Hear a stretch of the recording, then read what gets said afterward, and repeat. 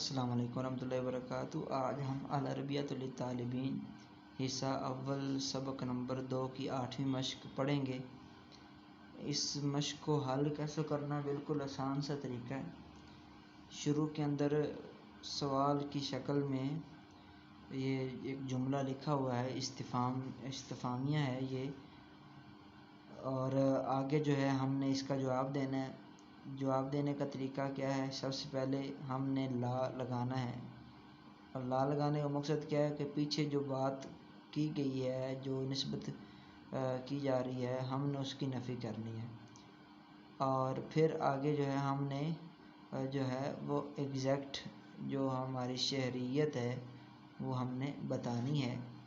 اور بس اس میں یہ خیال رکھنا ہے کہ جہاں پر پہلی لائن کے اندر مذکر ہے، آگے جواب میں جب ہم اس کی طرف ضمیر لوٹائیں گے تو وہ مذکر کی ہی لوٹائیں گے، اور اسی طرح جو ہم شہر جو ہے اس میں منصوب کا جو صیغہ ہم استعمال کریں گے وہ بھی ہم نے مذکر اور مؤنث کے اعتبار سے فرق کرتے ہوئے استعمال کرنا ہے۔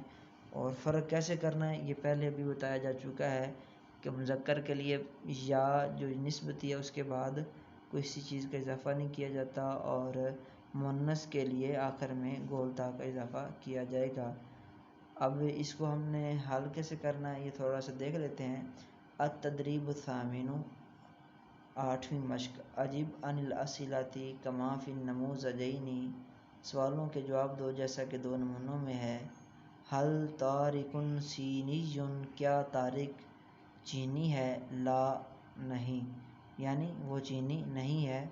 ہوا مصری، وہ مصری ہے۔ یہاں پر وہی بات دیکھیں، پیچھے طارق کا ذکر ہے تو طارق مذکر ہے، اس لیے ہم نے آگے جو ہے، کیونکہ ایک بار جب جس کا ذکر ہو جائے تو دوسری بار اس کا نام لینے کی بجائے اس کی طرف ضمیر لٹائی جاتی ہے، جیسے ہم نے یہاں پر لٹائی ہے۔ ہوا مصری، یہاں پہ ہوا ہم مذکر کے لے کے آئے ہیں کیونکہ پیچھے طارق مذکر ہے، اور مصری ہم لے کر آئے کیونکہ یہ طارق کے لیے ہے، طارق مذکر ہے، اس لیے یہ بھی مذکر ہی استعمال ہوگا۔ اس طرح حل فاطمۃ صینیۃ، کیا فاطمہ چینی خاتون ہے یا چینی ہے؟ لا، نہیں، ہی مصریۃ، وہ مصری خاتون ہے یا وہ مصر کی باشندی ہے یا وہ مصری عورت ہے۔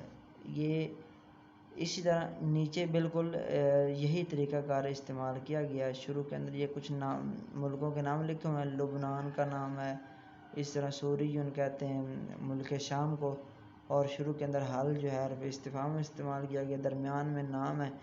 آپ نے کیا کرنا ہے؟ جواب کے اندر لا استعمال کرنا ہے، اور پھر اس کے بعد پیچھے جو سوال کے اندر ہم نے دیکھنا ہے کہ مذکر کا نام ہے یا مؤنث کا، پھر اسی اعتبار سے ہم نے آگے ضمیر نکال کر پھر آگے اس میں منصوب کا صیغہ ذکر کر دینا ہے۔ اور جو یہ دوسرا صفحہ ہے اس کے اوپر بھی یہی طریقہ استعمال کیا جائے گا۔ مجھے امید ہے آپ کو یہ سبق سمجھ آ گیا ہوگا۔ انشاءاللہ اگلے سبق میں پھر ملاقات ہوگی، تب تک کے لیے اللہ حافظ۔